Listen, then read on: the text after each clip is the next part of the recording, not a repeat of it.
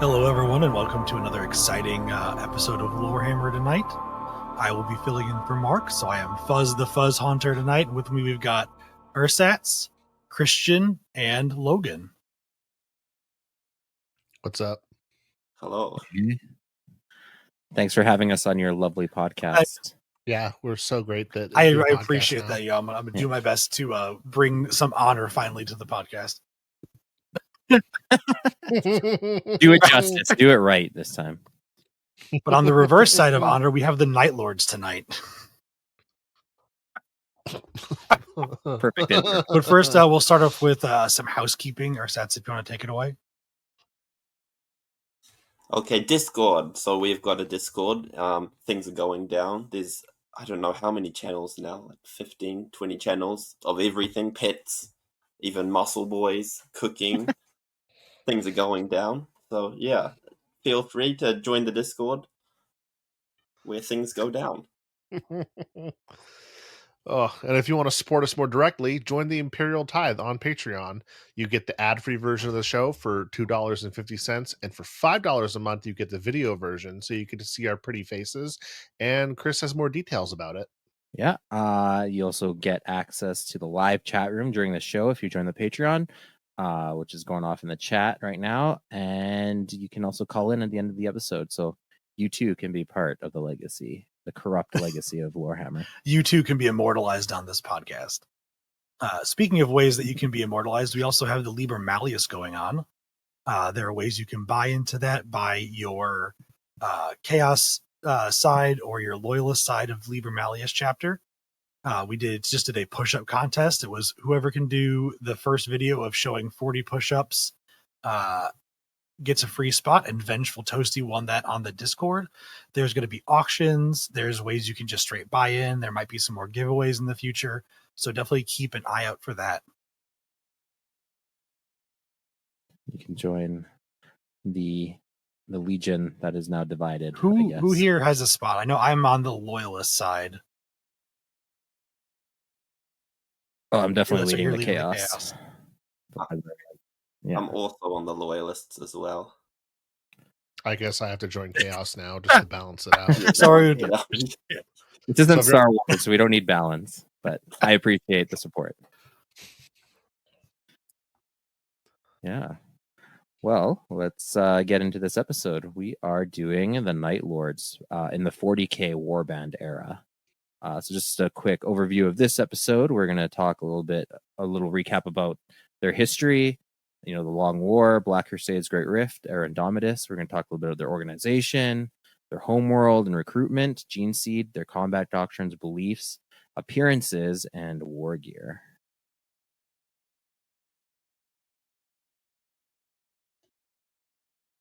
There we go. Yeah, so we'll go ahead and get started diving into the 40k Warband era. So the Night Lords were once the 8th Legion, sculpted in blood and fire at the height of the Emperor's ambition, loosed upon the stars during the Great Crusade. But in the yawning abyss of the Horus Heresy, they turned inward, lashing out at the Imperium they once bled for. Thus, they were counted amongst the 9 damned legions, forever condemned in the cataclysm of the 31st millennia. They kneel not to the... What is that? How do I say that? Capricious. Capricious, thank you. They kneel not to the capricious entities of the warp, but serve chaos undivided in grim defiance, hollow and unsanctified. Their faith is not reverence, but the art of pain, the cold theology of fear wrought upon the living. Across the void, they move like phantoms, leaving silence and ruin in their wake. Terror is their doctrine, suffering their devotion. The Night Lords strike from the shadows, wordless and merciless, their cruelty methodical. Pity is a dead thing to them. They carve horror into the flesh of worlds, not for worship, but because they know nothing else. And yet, long ago, their rage bore meaning. 10 millennia passed, their Primarch, Conrad Kurz, envisioned salvation through horror, justice imposed by fear. born from the corpse-strewn alleys of his youth. But the Imperium he warned refused to listen. Shattered by prophecy, devoured by despair, Kurz descended into the very madness he hoped to forestall. In the end, only his nightmares remained, and his sons inherited every one. Since those black days, Imperial scribes have searched for reasons in the ruin, how such brutal loyalty could curdle into betrayal, sacred purpose into desecration. But perhaps there was no fall, only revelation. Perhaps the Night Lords were never meant to be anything but executioners. Even in their brief years of loyalty, unease clung to them. Many whispered they were monsters needed for darker work. Others murmured fearfully of a flaw in the Emperor's creation, an error made flesh, too useful to discard. Some say they were cursed from birth, marked to haunt the empire they helped build. In the end, the galaxy offers no answers, only silence, only dread. The Night Lords remain, and always have been, heralds of anguish. That is kind of true, because you think about a bunch of the other legions that we've talked about that fell to chaos and how there's some tragic story or some kind of sadness around them. It really feels like the Night Lords just liked what they were doing, and it just worked out for them to keep doing it. Right, dress for the job you what I mean? want, right? Yeah. They were also the first to say, like, death to the false emperor, I think, as well. Oh, Yeah. were they? Yeah. Sevatar. Yeah, Sevatar was the first one to utter that remark, that phrase. I do agree that yes, they kind of just, not a lot changes between their 40k and 30k era, at least aesthetically. But I do think there's a twisting of their morality before, where they were brutal to impose like a sick version of justice, but now they're just brutal for the sake of brutality, which I think is a subtle change. But yeah, to the outside observer, not a lot has changed. They're still wearing the flayed flesh of their There was enemy. So yeah, there was As a one part does. in the first Kurz episode. I'm almost finished with that, but where you guys talk about so it's basically like that their souls become scarred with each like horror they impose upon the people. And I'm wondering if that, like, and I don't know if that's talked about in the later episodes either, but like if that is a literal thing that like psychically scars their soul and just pushes them, like you were saying, Christian, from imposing this brutal form of justice to their souls just becoming brutal. I did see a YouTube short. I don't know if it's about I think it was about a Night Lord who went outside of a ship that was in the warp outside the Geller field because he wanted to die, but none of the demons wanted him because of all the things he had done. He had no soul left. oh, that's So that interesting. you might be on the right track. Yeah, certainly it's like that idea, like if you do something bad enough and you keep doing it, like eventually it just becomes easier to you, right? Like if you are a killer, you know, the first kill maybe it scared you a little bit, or you're a little jittery. The next kill and the next kill after that, then it just becomes like habit. It's not even something you think about. Certainly there might be something to that for sure. It'd be interesting to know if there were Night Lords that were recruited early on who weren't inherently as brutal as the rest of the Legion, and like you're saying, like they just kind of adopted the culture, and how much worse it would be for that guy, right? Like everyone else is like flaying someone, you're like, that's kind of gross, I don't really want to do that, but you have to do it to fit in with the boys, and then next thing you know, Right. I mean, yeah, like, Fit in with the boys. I mean, a little bit, yeah. It's like you were talking about with kind of, it becomes easier and easier with serial killers. A lot of times they talk about how when they first start killing, they give themselves these little like allowances and justifications for why it's okay, and then eventually they just throw off all pretext and, you know, are killing people. it's just for the fun of and it. then but yeah, like with the other second part, yeah, sometimes you just have to go along to get along, and then it just is going to become what you're doing. If you don't flay this person, they're going to flay you. Yeah. Or yeah, you just drink the Kool-Aid and you're like, no, what I'm doing, you convince yourself like this is justice, even though you don't totally believe it, at least not the first time you do it. But after 10 people, suddenly you start to believe your own lies. But the Night Lords, I think there's a lot more to their psychology than the surface level for sure. I guess as well, they probably had guidelines before when they were loyalist, and now those guidelines just don't exist, so they can just go a step further. Certainly, yeah. Again, like it would be a twisted form of justice that we might not understand, but to them at least it was some kind of guardrail. But now it's a free for all. And with that, let's get into a recap of their history. The Great Crusade. During the Great Crusade, the Night Lords were brought into the Imperium under their Primarch Conrad Kurz, a tortured seer king who ruled over the night-shrouded world of Nostromo. Though they fought alongside the Emperor's forces to reunite the galaxy, their methods were steeped in cruelty and terror. Entire systems were pacified, not through diplomacy or honorable warfare, but through the calculated use of fear, mutilation, and mass executions. Their victories were soaked in blood, and though effective, their brutality drew suspicion and scorn from other legions, even as the Emperor turned a blind eye to their excesses. During the Horus Heresy, the Night Lords fully embraced their own madness, disillusioned by the hypocrisy of the Imperium and tormented by prophetic visions. Kurz cast aside any remaining loyalty to the Emperor. They waged a campaign of wanton murder across the stars, not out of faith in Horus, but from a shared hatred of the Imperial lies and laws.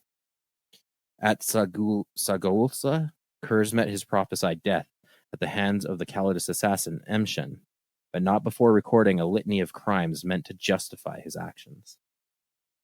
In the Great Scouring that followed, the shattered remnants of the Night Lords fled into the Eye of Terror and a long night beyond. Hunted, scattered, and fatherless, they fractured into cruel warbands doomed to wander the stars as remnants of a broken legion. Still killing, still tormenting, because it was all they had left. Yeah, they're just absent of purpose, especially after the loss of their leader. I guess as well with Conrad probably keeping them in check, and then when he's gone, they're like, oh yeah, well, we'll just do whatever we want now. We're superhuman. We'll just run over there, kill that person, run over there, kill that person. I was thinking the same thing.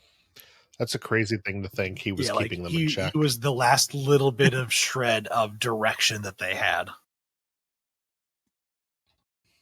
Yeah. Yeah, and he himself was a loose cannon, so imagine what happens after that. He was the calm one of the Legion. Yeah. What? Yeah. All right. Moving on to the Long War.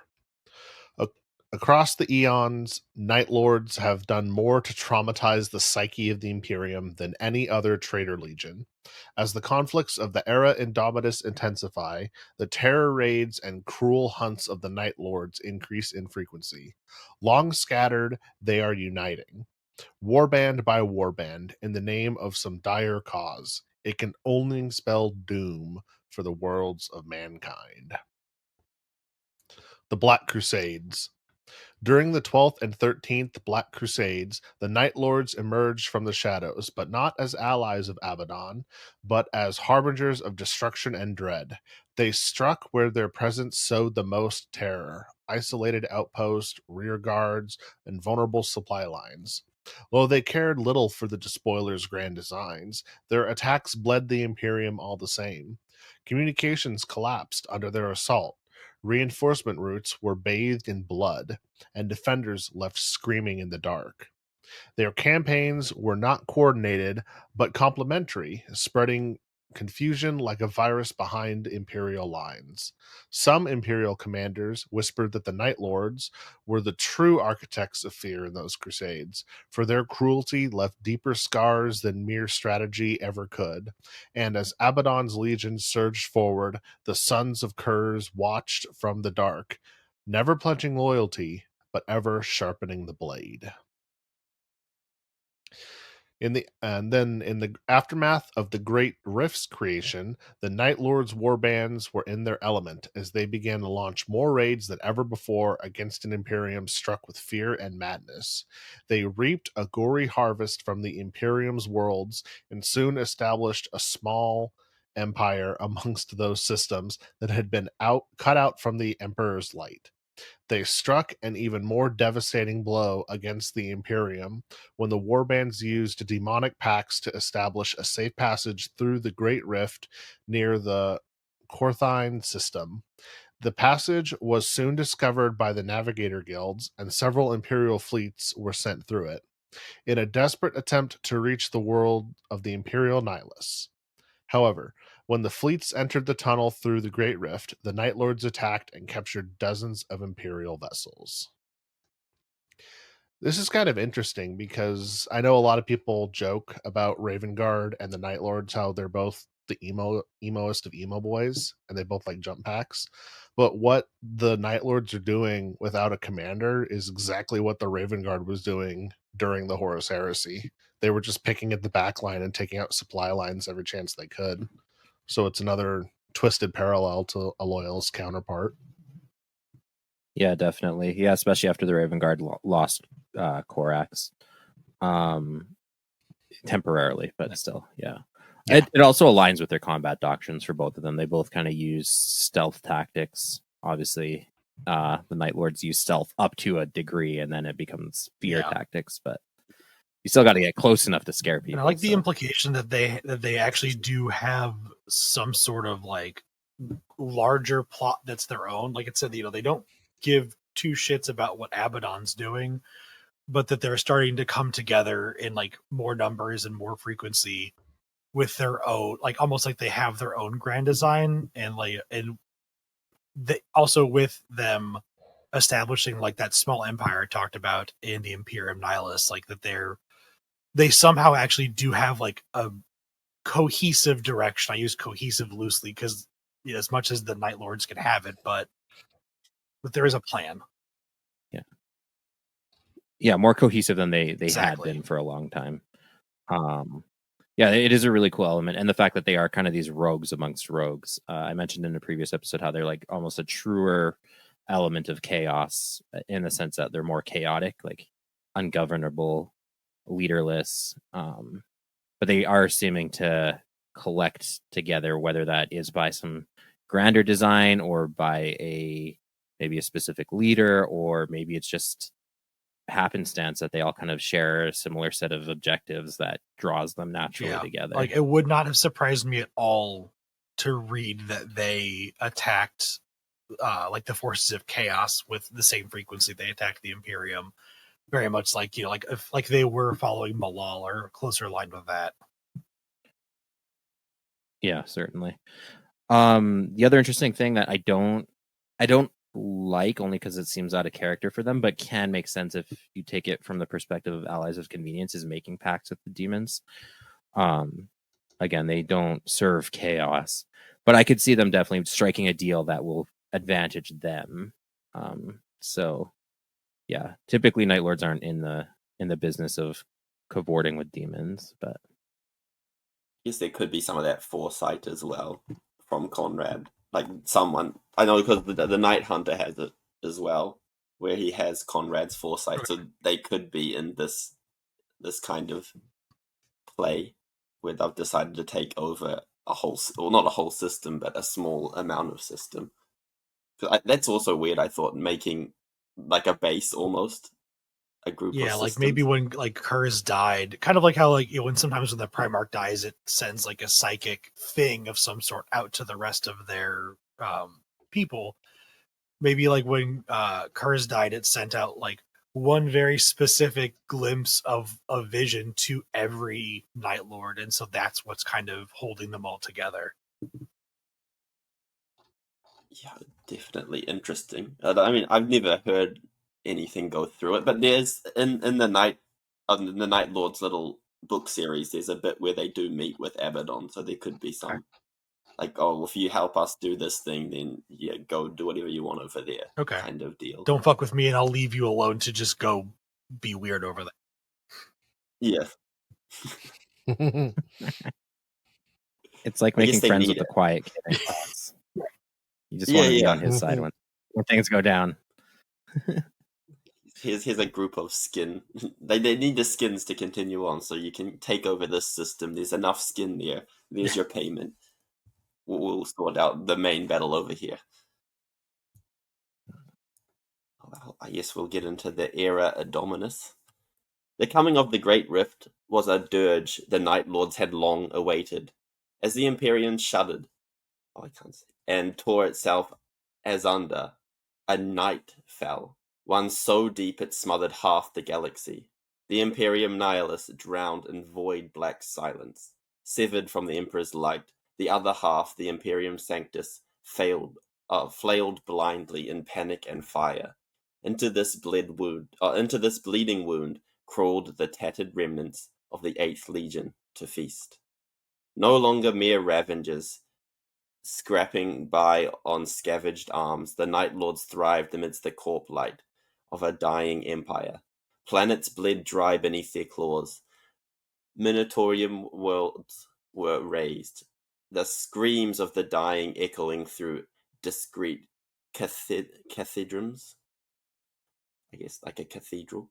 Fortress monasteries fell to midnight slaughter, their gene seed torn from broken brothers, their relics defiled, their dead hung as warnings. Worse still, the sorcerers of the 8th delved deeper into the nightmare.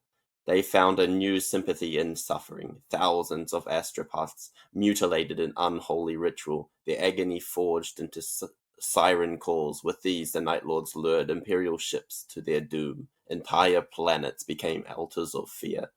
Where once hope flickered, only the memory of terror remained. The sons of Kurz had found their paradise, built on ruin, shaped in pain.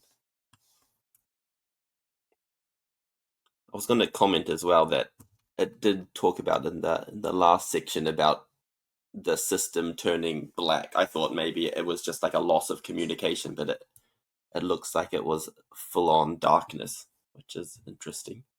Yeah, that's really interesting. Yeah. Yeah, it's almost like a supernatural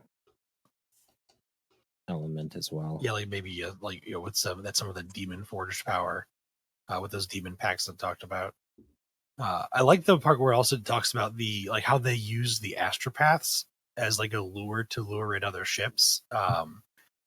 In one of the Hammer and Bolter episodes, you see the Death Guard do something sort of similar with an astropathic choir on a planet that they send a message back in time to cause the events to happen that they're doing now.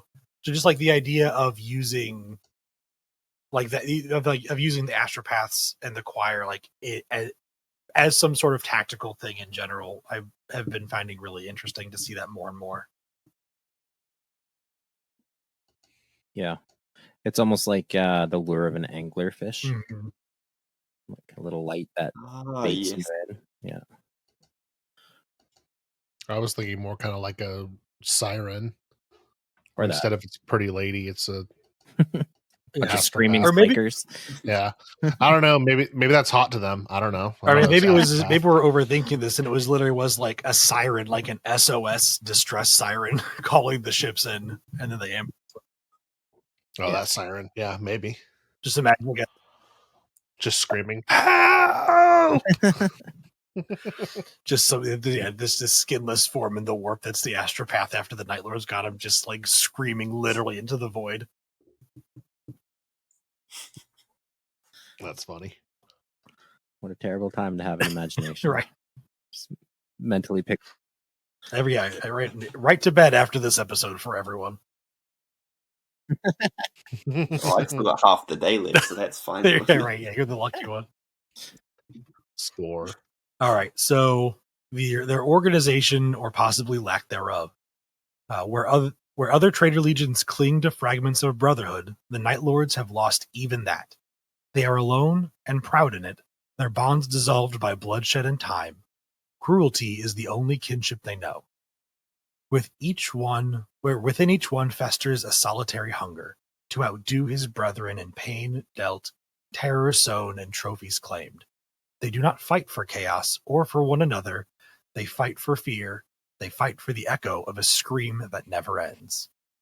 The Night Lords seldom consort with demons, for theirs is a legion hollow of faith. They do not trust the promises of the warp, nor kneel before its shifting gods.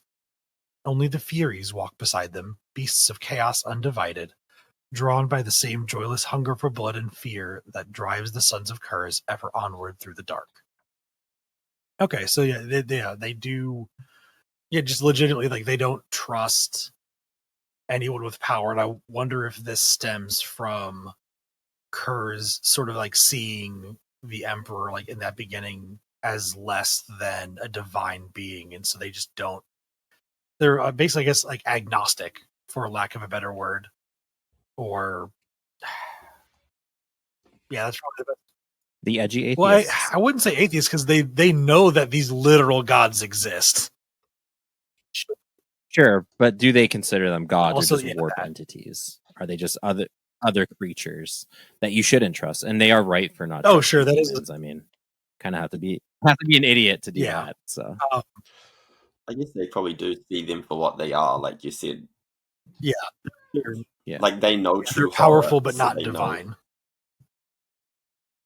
Right, exactly. Like they are just another entity that lives in this weird, wide galaxy. In their eyes. What if their problem with authority is also that Kurz almost called him Cruz, didn't Kurz held them back before and didn't let them do whatever they wanted, and they didn't like that. So this is just another escalation of Kurz didn't like the Emperor, they didn't really like Kurz, and now anytime somebody could be an authority figure, they're not into it. I think it's weird. Like it's not like they didn't like Kurz. They wanted to like Kurz, and they wanted him to like them, like the other Primarchs did, but he just didn't want to. Yeah, I was gonna say I don't know that they didn't like Kurz, but I guess not like him directly. Like, they didn't like he was in charge. Was kind of what I was looking for. Yeah. There's certainly a tension. There was a tension there, especially with someone like Sevatar and Conrad. And nowadays they might not like him. Yeah, that. Like, because they're trying to outdo each other. They're trying to one up each other. They just see each other as rivals. So I could see them seeing Kurz, if he was still alive, or if he ever like came back as a demon or something, as like the ultimate rival, not necessarily to be liked, but to be a like a goal or a target. Like that makes sense. Yes, honestly, yeah. Like he is what they aspire to be, but they aspire to be him by like dethroning him. So he is this like motivating, uplifting factor for the Night Lords in his own dark, weird, special way, but not in a healthy way. Yeah, it's almost like a complex where they have to like overthrow their father. Kind of, it's not quite an Oedipus complex, but something. It reminds me of that effect. Both like in the Riddick series with the necromongers. You keep what you kill.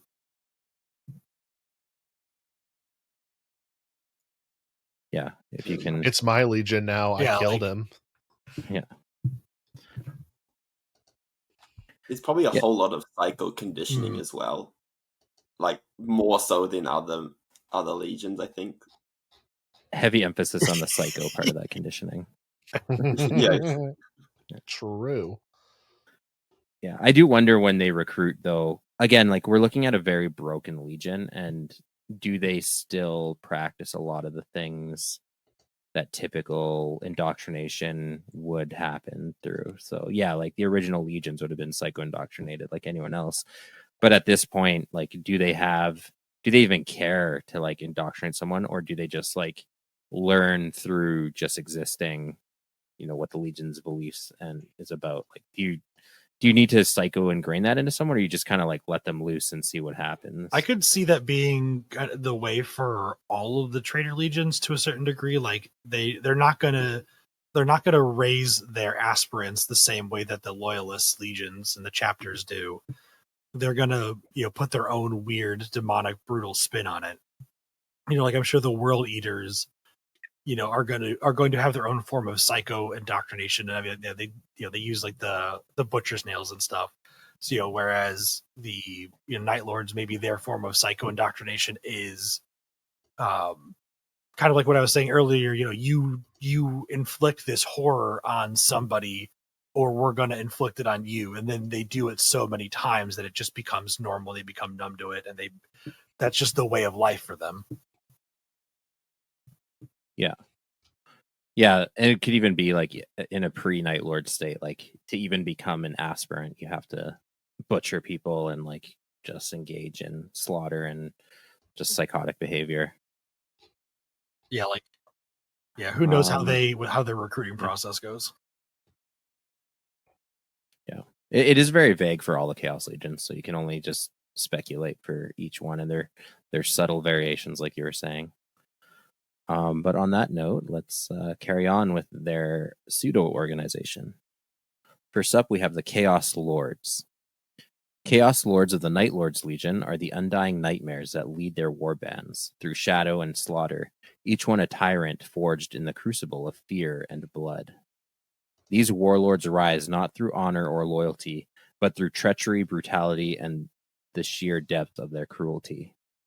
Many are former captains of the 8th Legion, survivors of the Long War, who have spent millennia perfecting the arts of psychological warfare and terror.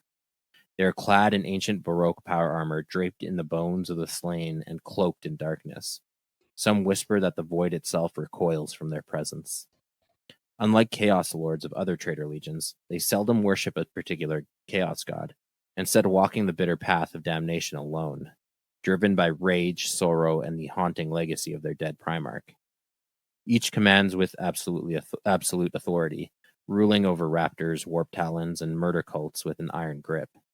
Their every act a grim echo of Conrad Kurz's vision, that order could only be maintained through fear, and that death was the only promise unbroken.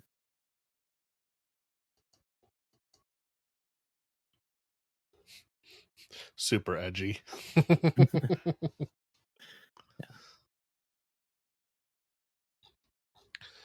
All right. Let's talk about their warbands. So, since the death of their Primarch, Conrad Kurz, the Night Lords have been shattered as an organized legion. Most have fled to the Eye of Terror and now operate as despot warbands. These warbands are fractionists and mercenary to the extreme, most contending themselves with raiding, butchery, and plundering. Many have found their way into the service of other Chaos Lords, Demon Princes, and even Xenos Warlords. Peak heresy. For so long as there is a chance to inflict fear and ambush on others, the Night Lords will naturally be drawn to a cause. Some special ranks in their warband. The Atramentar, that's what we're going with. The Atramentar were the elite Terminators of the 8th Legion's formidable first company, led by the infamous first captain, Iago Sevtarion. Yep, all right, cool. Sevatar, yeah. Sevtarion. During the Great Crusade and the Horus Heresy, this elite cadre's members were chosen from amongst the standard ranks of the Night Lord legions from Astartes who had been singled out and personally selected by their Primarch for their ferocity and cruelty. Each member was known by name and reputation within and without the Night Lord's legion. Following the death of a Night Haunter at the hands of the Imperial assassin Mshen on Sagulasa after the heresy. I think it is. I'm doing my best. Trying. There's letters that don't belong in these words. Atramentar, scattered with the rest of the Legion, and, by the time of the 41st millennia, often served as bodyguards to powerful Chaos Lords who commanded the various Night Lords' warbands. While originally outfitted in Tartarus Terminator pattern armor, over the centuries, many of the surviving Chaos Terminators adapted other patterns of Terminator armor captured from loyalist Astartes, as their own ancient armor was damaged or wore out with little chance for securing replacement parts. the Raptors, which are the coolest unit of Chaos Space Marines. Changed my mind. Amongst the ranks of the Night Lords are the dreaded Chaos Space Marine assault troops known as Raptors. This elite group of egotistical and arrogant warriors believe themselves to be better amongst their allies and fellow renegades. Many other Chaos Space Marines consider them to be preening, self-indulgent egotists. The origins of this particular specialty group can be traced to the bygone days of the Horus Heresy, when they served in the important shock attack role of jump troops. At that time, jump packs were a comparatively rare new technology amongst the Space Marine legions, but such was the effectiveness of these assault troops that their commitment to battle often proved to be the turning point. Oftentimes, they were kept in reserves and sent into action against the weakest points of the enemy line. This concept of preying on the vulnerable has led the Raptors to become vicious hunters who could strike anywhere at any time. The Raptors have a tendency to modify their armor to give themselves a more terrifying appearance, mimicking the appearance of various birds of prey or a swooping demon. They often fit amplifiers and voxcasters that emit piercing wails and screams in their helms, falling upon the enemy like a shrieking, furious gale, tearing their foes apart with bolt pistol and vicious chainswords. In combat, the Night Lords always tend to deploy a large number of Raptors. I love them. And this description makes me so angry that the Emperor's children didn't get them in the Codex. Like, they're literally described as egotistical troops, and Emperor's children didn't get any. Okay, whatever, GW. Like, my almost my entire Night Lord's army is just Raptors. And that's Just so peak. cool. That's so peak. I've got the 3rd edition as well, like the cool ones with the robot legs and stuff. Yeah. In the box. Because, yeah, they adjust even their feet, so they're like robotic feet, so they have full-on talons and stuff, which is That's very cool. Now, there's a Loyalist Raptors chapter as well, isn't there? Well, yeah, I know it's not like a Loyalist version of the same thing, but there is also a Loyalist chapter called the Raptors. Literally called the Raptors, yeah. Yeah, the Raptors are a chapter. They're a Raven Guard subchapter, if I remember right. I think you're right, yeah. Yeah. Yes. Yes, they are. Yeah, because the Raptors were actually the first. Spoiler for future episodes. They were the first sub chapter because the Raven Guard needed reinforcements, so Korax made the Raptors, and they were deformed monsters. Okay. Yeah, I was looking into that like a while back because my buddy, like a friend of mine, who I got him into buying miniatures at all, got me into finally buying 40k figures, and that's his main Loyalist chapter is Raptors. And I was looking at them to make one for him, and I was like, but I keep finding chaos stuff. What the fuck's going on? Yeah, it's a chaos unit and a Loyalist chapter. But they do sound very cool. Like I like their commitment to the bit. I really appreciate that. They're so cool. Yeah, I did fully expect them to drop a whole unit of Raptors when they dropped Emperor's Children. Also, the speed being like just tactically kind of how Emperor's Children tend to fight as well. Would have fit very thematically. Oh, 100%. But Breach like, too. yeah, just having. I'm so jealous you have a whole Night Lords army of Raptors. That's so cool. Because my brother plays good old. What are they called? How have I forgotten them? The other emo boys. Raven Guard? Yeah. How dare you? I feel so disrespected right now. How dare you, sir? Two sides of the same coin. I mean, they both have Raptors. Yeah. True. All right. So the home world for them is Nostromo. Nostromo is a world steeped in perpetual night. Its surface choked by smog and its cities ruled by crime and despair long before the coming of the Imperium. The planet birthed Conrad Kurz, the Night Haunter, who sought to purge its corruption through terror and murder. Though initially hailed as a savior, Kurz's justice became indistinguishable from cruelty. After being claimed by the Emperor and raised to lead the Night Lords, he returned only once, his mind fractured beyond repair. Seeing that his homeworld remained steeped in rot despite his efforts, Kurz condemned Nostromo to annihilation. With cold resolve, he ordered his flagship to fire upon the planet, shattering its crust and rendering it lifeless in a single act of planetary execution. The moon that once orbited Nostromo survived the cataclysm and, for a time, served as a base of operations for the scattered remnants of the Night Lords. But even that cold rock could not escape the shadow of Nostromo's doom, its surface haunted by memory, blood, and the echo of a world murdered by its own sun.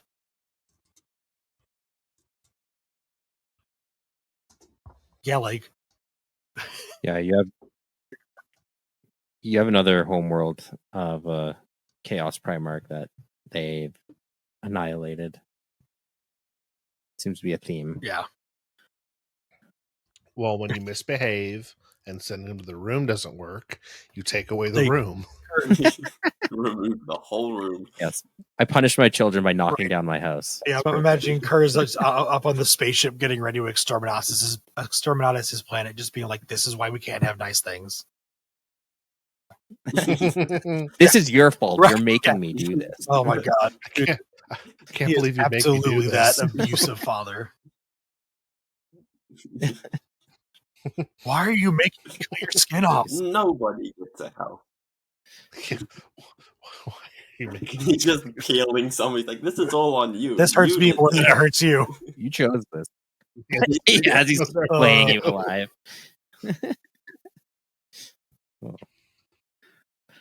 All right, let's get into Sagulsa. Sagulsa, known in hushed tones as the Carrion World, lies in the eastern fringe, its soil soaked in the sorrow, its skies forever stained.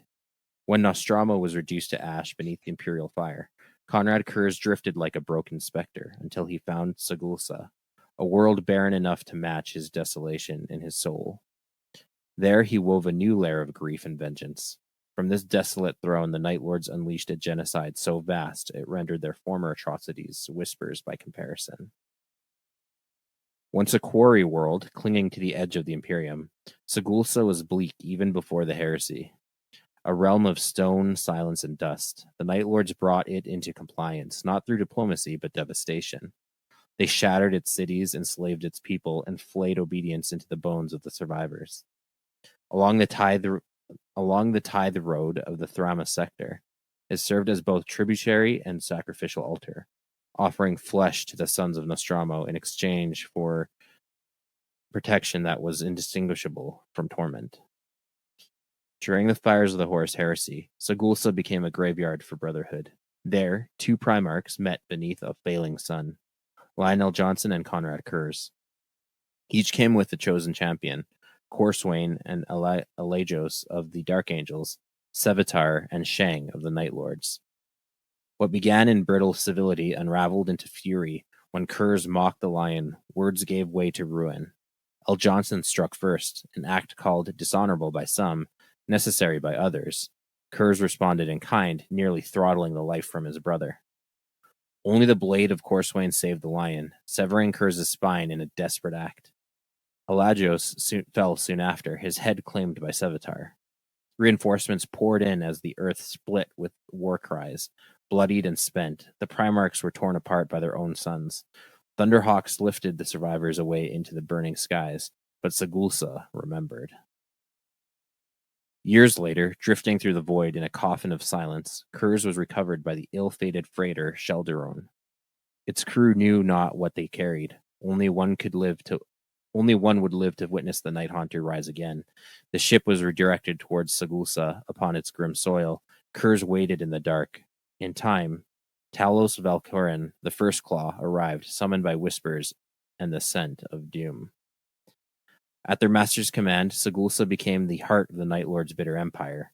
What rose upon the surface was not a fortress, but a wound, a palace built of the living, its walls shrieking with endless agony. The screaming gallery led to a throne wrought from bleached bone, where the Night Haunter brooded among his captains. Their dreams were nightmares given form. Here, Kurz met his end. The Calidus assassin Emshen found him in the gloom. Whether he allowed her blade or failed to resist, none can say.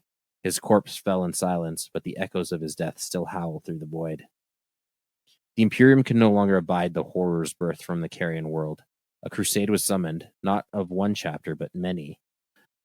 Though fragments of the second founding, the scions of Gulliman answered, Ultramarines Genesis chapter, Aurora chapter, Silver Eagles, Nova Marines, Praetors of Orpheus, and Black Consuls descended upon Sagulsa in righteous fury. Even a vessel bearing the mark of doom eagles was seen among them. Outnumbered and cornered, the Night Lords fled into the stars. They survived, but never again as one. Sagulsa became a tomb, its shrine abandoned, its horrors buried beneath silence. The Legion was broken, their unity, like their father's sanity, was lost to time. The Night Lord's fortress palace of Sagulsa was not built, but bled into existence. A place of unending torment, its architecture whispered pain with every stone. The screaming gallery, a corridor of faces, mouths forever open in voiceless agony, led to the inner sanctum. There, beneath a sky that never cleared, sat Kurz upon his throne of human bones, cloaked in shadow, his eyes blind to hope. Around him gathered his captains, each a herald of madness, each one worse than the last. Sagulsa was their haven, their crypt, and their curse, a carry-on world named for what it birthed, and for what it would never forget. Yeah, so after Nostromo, Sagulsa becomes kind of their second home. And there's a lot of history that I just went over, even since from the days of the heresy all up until the very death of Conrad. Yeah, it sounds like a fun place. Like how? Like, yeah, just a corridor of faces. I wonder if that was their kind of like their trophy room. Like the Screaming Gallery was where they would put the faces of their I don't know, maybe their most difficult kills or something. Or the people that most deserve. Maybe the ones that got the most pleasure maybe out something of. like that. Reminds me a little bit of from Game of Thrones. It was like the House of Black and White, where Arya was training to become a faceless man. It had the columns and shelves of people's faces. Yeah, that's a very strong Night Lords aesthetic for sure. It's a whole mood. It's an aesthetic. It's an architectural style, actually. It's very Night Lord right. core. It's very chic. Postmodern Night Lord. Postmodern Night Lord. I'm more of a modernist Night Lord guy myself. I prefer the flayed flesh just draped over all the furniture. Dude, that's all their couches. Pure human leather. You can just see them rubbing it, breathing it in, fresh. Now the trick is getting people with similar skin tones so you get one unified looking couch instead of the patchwork. Yeah. They pay more for that. Yeah. You pay more for that. Now I'm just imagining Sagulsa having its own industry of human tanneries. Human flesh. Yeah. I know he's human tanneries. Flesh. Just that too. My new flesh handbag. The new flesh handbag. In a horrific visit to the real world for a second here, there are books that have been used human flesh to make their leather bindings and everything. So yeah. Oh yeah. Pretty grotesque. I think I mentioned on another episode, there was a museum near where I went to college, and they had some World War II artifacts from the Nazis. That was a lamp that had a human skin lampshade, and I think there was a wallet as well. Yeah. So it is. horrific. The wallet's creepy with a nipple piercing, so you can hang your keys to it. That's how you used to turn it on. It never ceases to amaze me how much 40K and the real world overlap in ways you would not want them to. What? You mean the thing with the parody of a fascist government has real world overlap? Yeah. What? Fascism's not real. I can also imagine that fight with good old Lion. He just pushes Conrad. He's you need to stop, and pushes him, and his retaliation is just to choke him to death. Yeah, that's the first strike is just a get away from me. He's you've gone too far this time, Lion.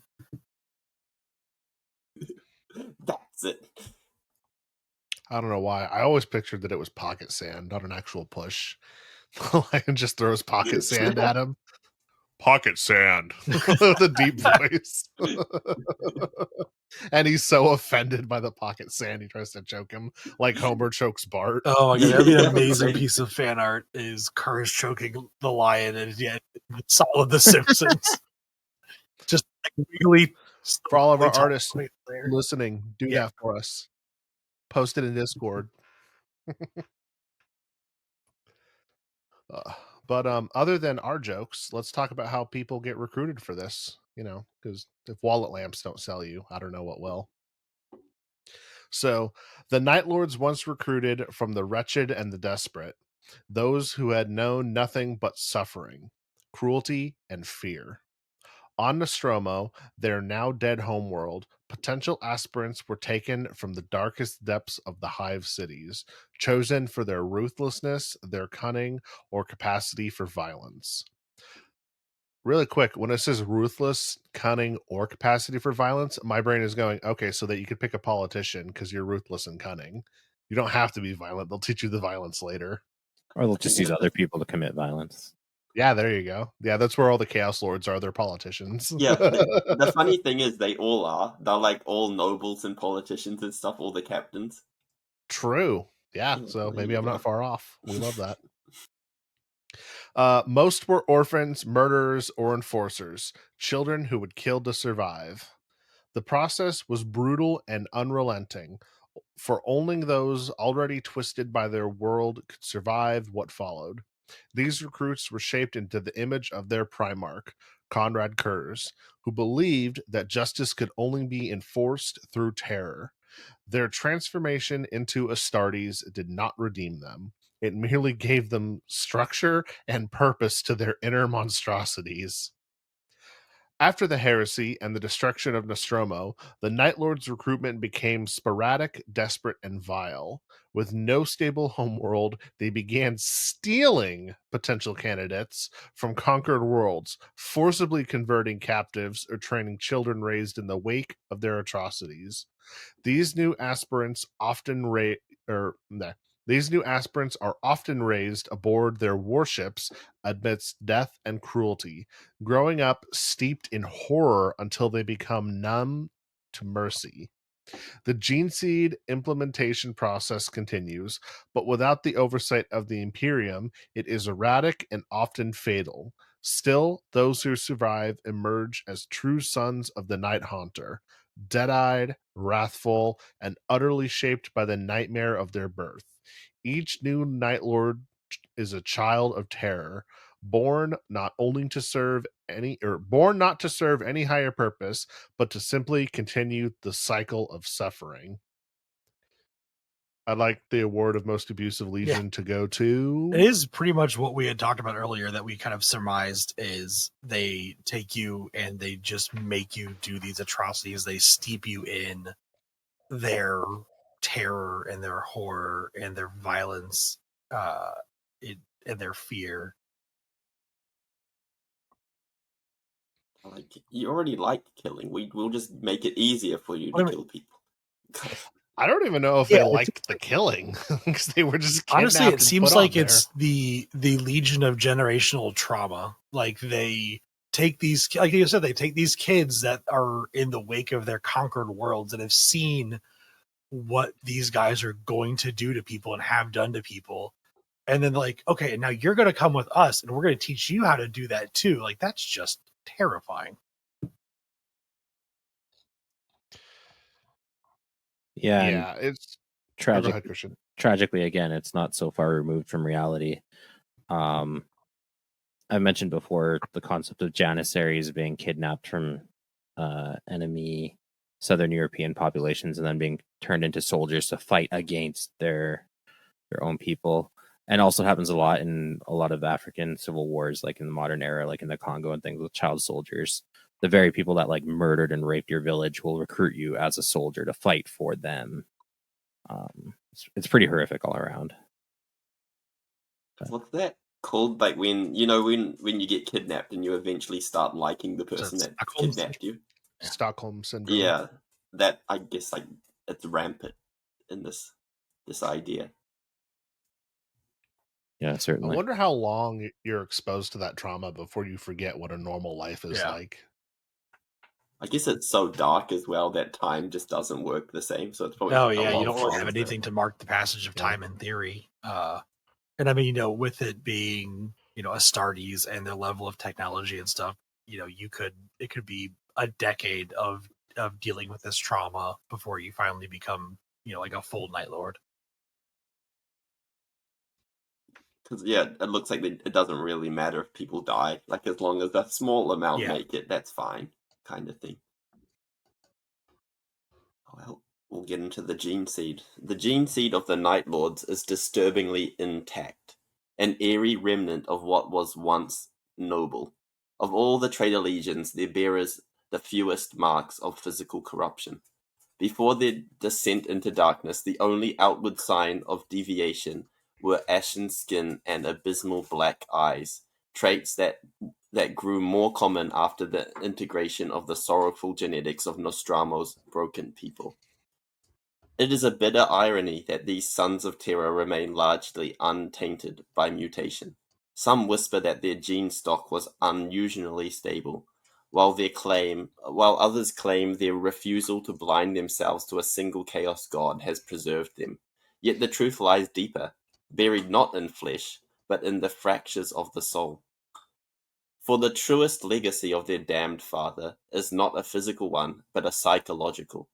Madness coils in their minds, paranoia festering, self-destruction festering deeper still. They are creatures of dread who revel in fear not for victory, but for its own twisted sake, finding cruel joy in the unraveling of minds. Among them the Night Lord sorcerers suffer a tormenting affliction. Seizures rake with visions of futures grim and formless. Like their haunted Primarch, they see only ruin in the road ahead. The Night Haunter, it is said, perceived solely the bleakest of fates, a curse of foresight that proved as inevitable as it was horrifying. It is whispered that his sons suffer from the same doom. Although unconfirmed, the parallels are chilling, and if prophecy blinds them as it did their fathers, then tragedy is not chance, it is inheritance. Psychologically, they bear the mark of their bloodline. Physiologically, they bear the mark of their bloodline. Each Night Lord shares a cadaverous pallor of an abysmal gaze of the Night Haunter. They navigate perfect darkness with ease. Their eyes are tuned not only to shadow, but to the heart of terrified prey. I think that's called prey sight. In combat, they emit piercing wails, inhuman screams that fracture eardrums and break will. Their cries are not weapons of war, but echoes of legacy, drowned in horror, a final deafening lament from a legion who sees no dawn, only night. Do you think their wails kind of sound like the Aztec death whistles? What do they sound like? I need... No, Human I'll screaming. send you one. They are horrifying. Yeah, I don't know. I love that that they do have that, like, the description of the, like, sort of like comical mockery that they have such an intact gene seed.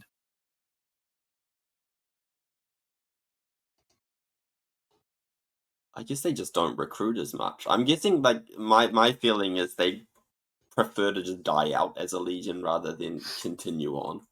I don't know. They do. I mean, why Begrudgingly recruit at all if continuing. you just want your legion to die out? You wouldn't worry about recruiting anybody. Recruitment's I a mean, yeah. strong word. They're picking new victims. But again, like, if the legion and the warbands were sort of, you know, okay with just going extinct, they probably wouldn't even bother with that. They would just kill until they die, and they wouldn't even have apothecaries to, you know, to save the gene seed.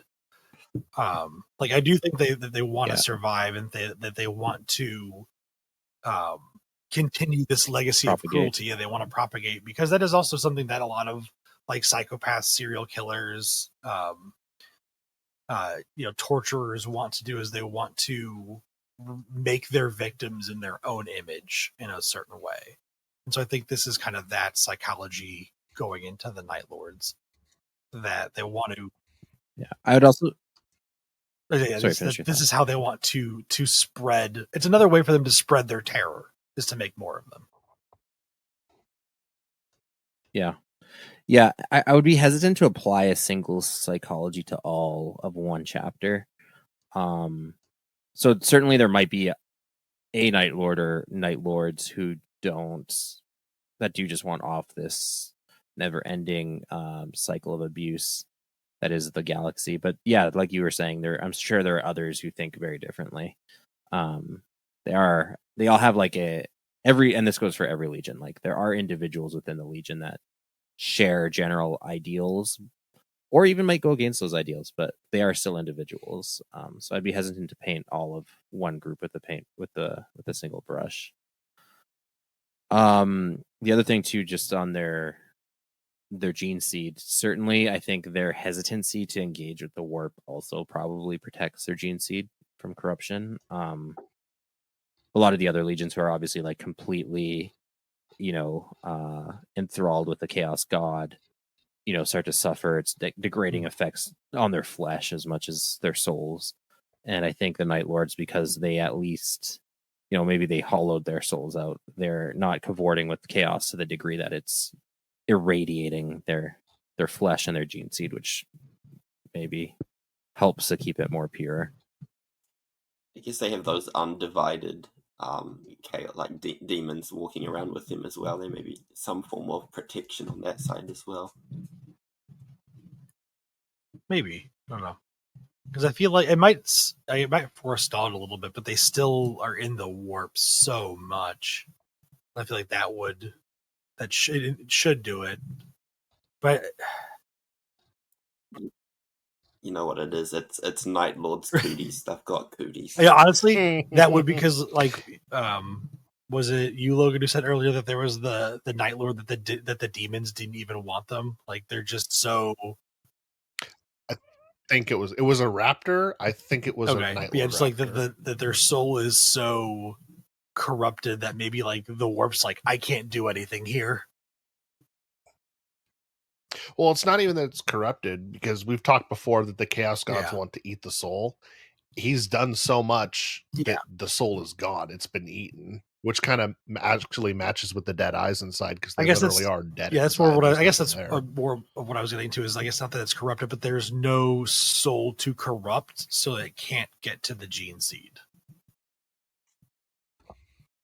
See, they're all orange haired.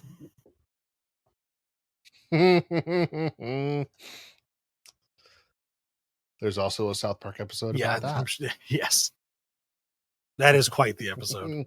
But anyway, so with their combat doctrine, the Night Lords inherited the methods of their Primarch without hesitation, embracing his creed of fear as gospel. Terror is their art, confusion their calling card.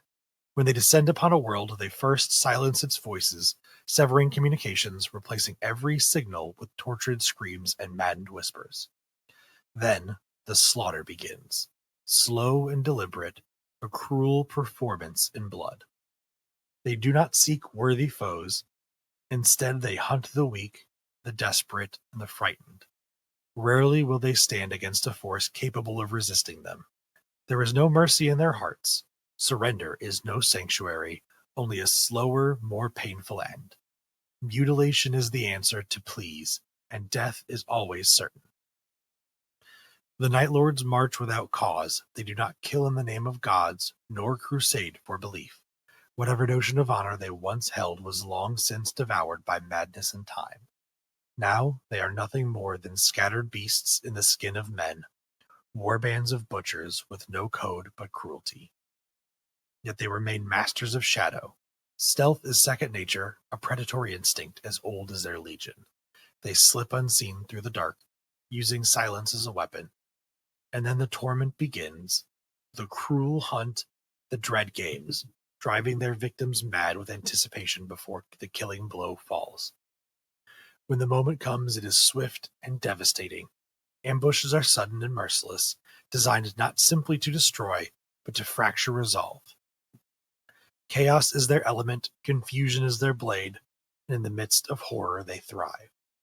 Among their most sadistic weapons is the Vox Wail, a scream 15 seconds long, amplified and layered, that bursts eardrums and shatters minds. Victims fall to the ground deaf and writhing, and it is then that the Night Lords strike. The silence after is filled only by dying breath and weeping. Even before their damnation, they wore death like a second skin. Their armor bore skulls and flayed flesh, reminders that fear kills just as surely as a blade. They do not fight equals, they hunt prey. A Night Lord's champion, clad in relic warplate and armed with ruinous weapons, is a force of horror incarnate.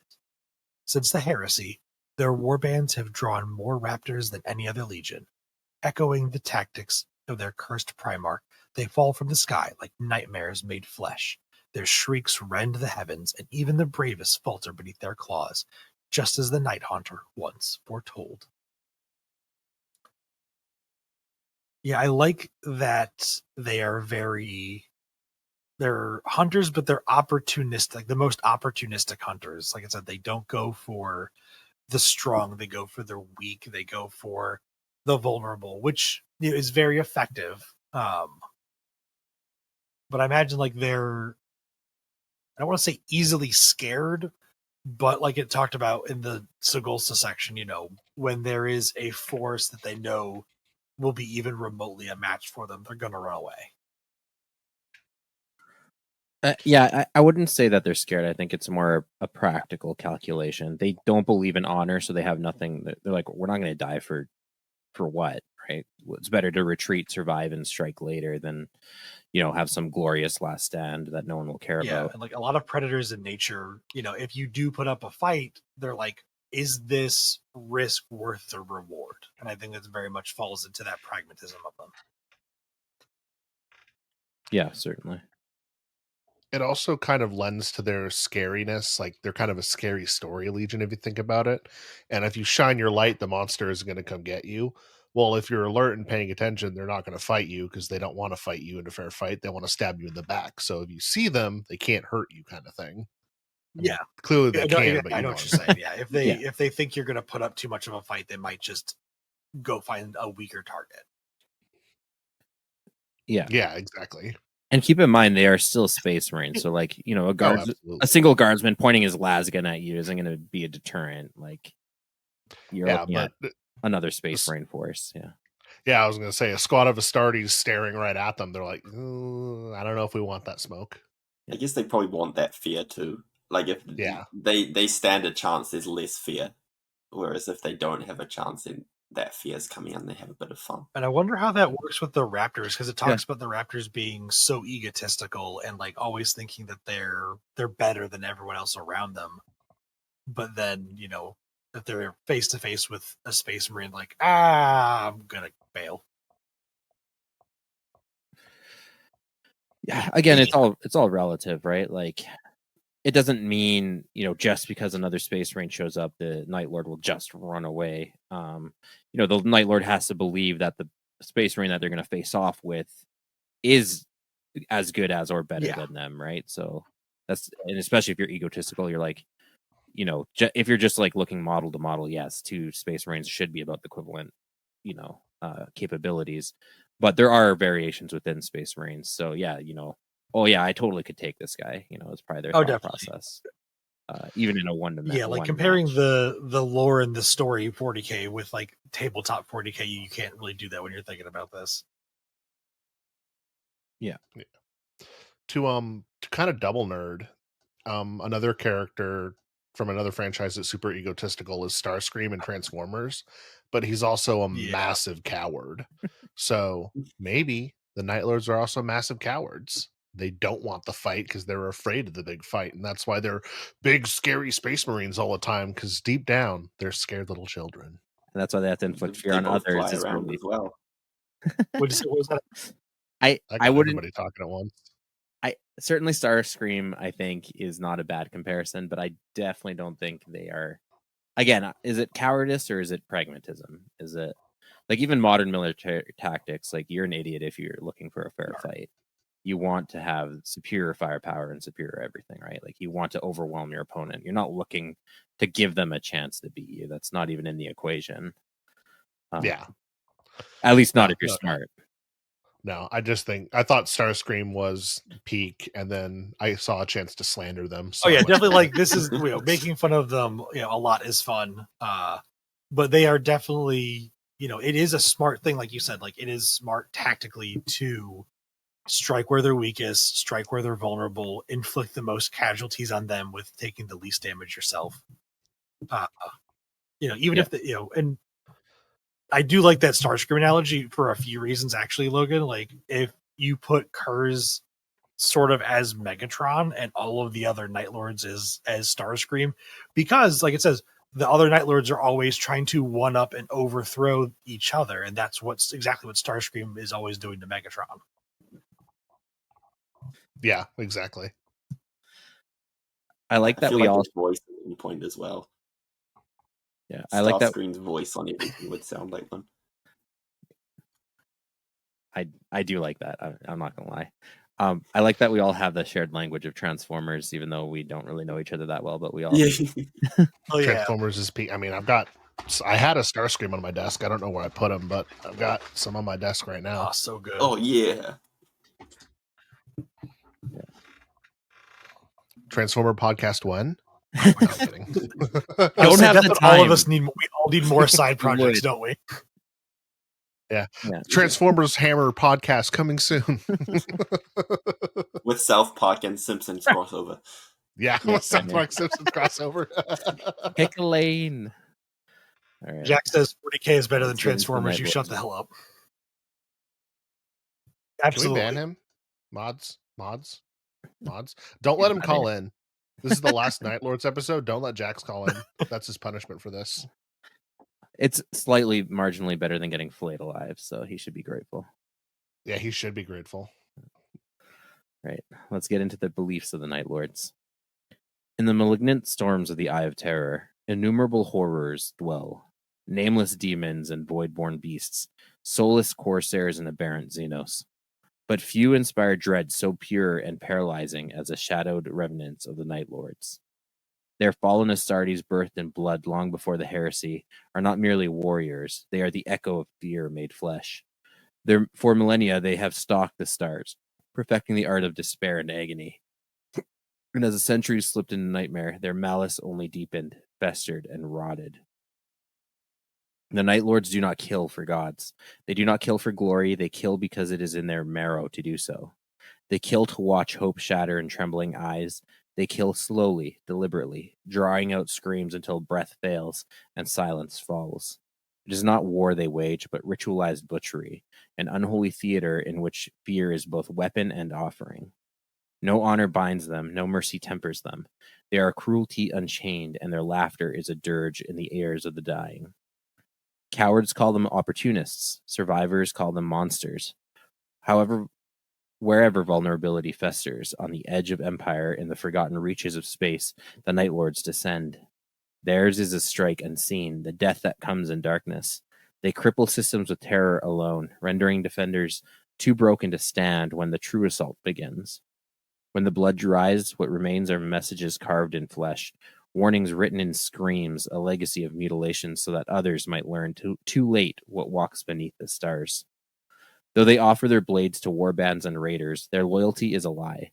They sell not their souls, but their services. For plunder, for carnage, for the thrill of choosing who dies next. The Night Lords are mercenaries only until a better target presents itself. Then they turn without hesitation. Trusting them is not merely unwise, it is fatal. No Chaos God claims them, no Dark Throne guides them. They are apostates even among heretics, scorning the very idea of faith. To them, worship is weakness, a fool's crutch. They may march beside plague marines or weave with the sorcery of the Thousand Suns, but it is not belief that drives them. It is appetite. An appetite for pain, for panic, for the raw, helpless noise of prey who knows death has come and can do nothing but scream. Some Night Lords travel alone, specters from the void with murder in their breath. Whole cities have fallen to a single legionary. Hive spires drowned in blood. Industry silenced by fear.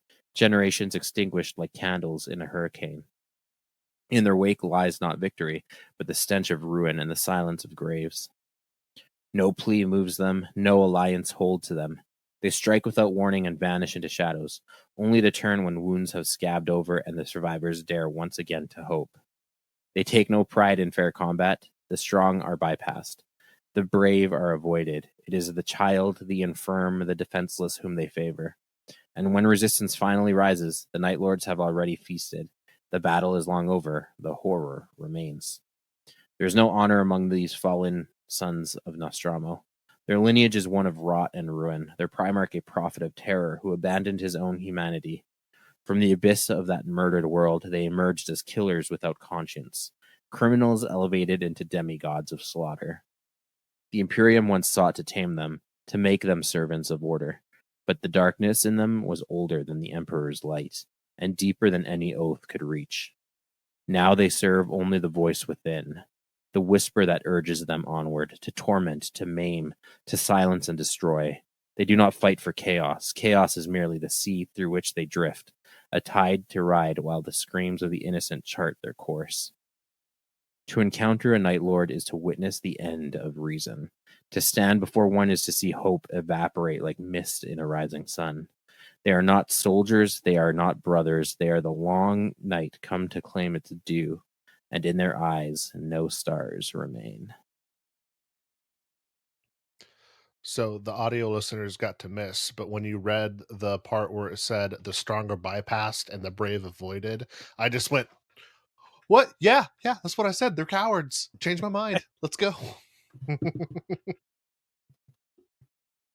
mean, they're certainly not the bravest, I do- especially by like Space Marine standards. But they're not brave, but they are practical. Yeah, and you could certainly see a chapter like Ultramarines or, Imperial Fists looking down on them as cowards for sure. Like they fight without honor, they retreat. Oh yeah. But again, they still are like Space Marines. Like Yeah, no doubt. It's just Again, it's like fun to by slander Space them. Marine standards, like The, the Raven Guard probably are the ones that understand them the best, whereas probably every other Loyalist chapter, and I'm sure even some of the Traitor Legions, see them as cowards and dishonorable.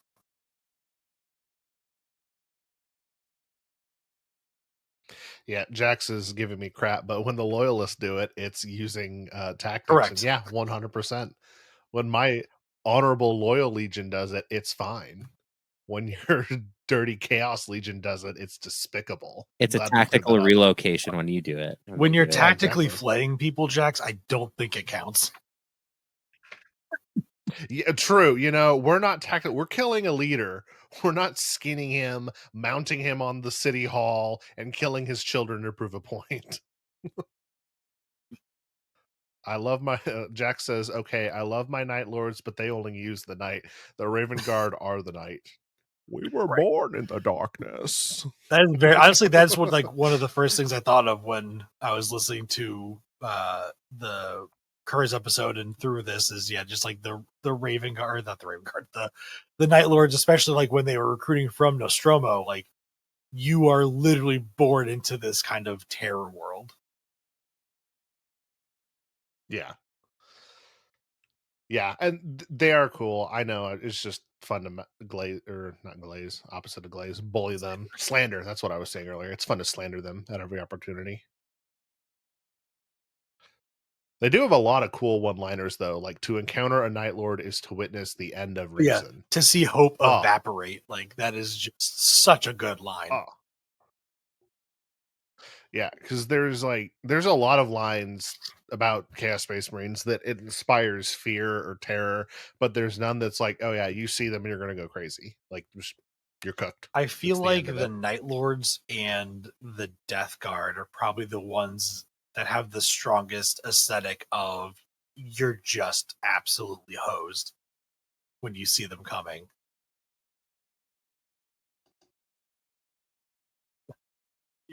You got Jax. I got Jax to forsake the Night Lords. It's been a long, difficult campaign. We fought a good fight. I'd like to thank my other opponents, the people that are encouraging Jax to like the Night Lords. But in the end, the truth comes out that Raven Guard is the superior chapter. Thank you and good night. Mission accomplished. 100 Xbox points. Got locked. Gamer score just went up, yeah.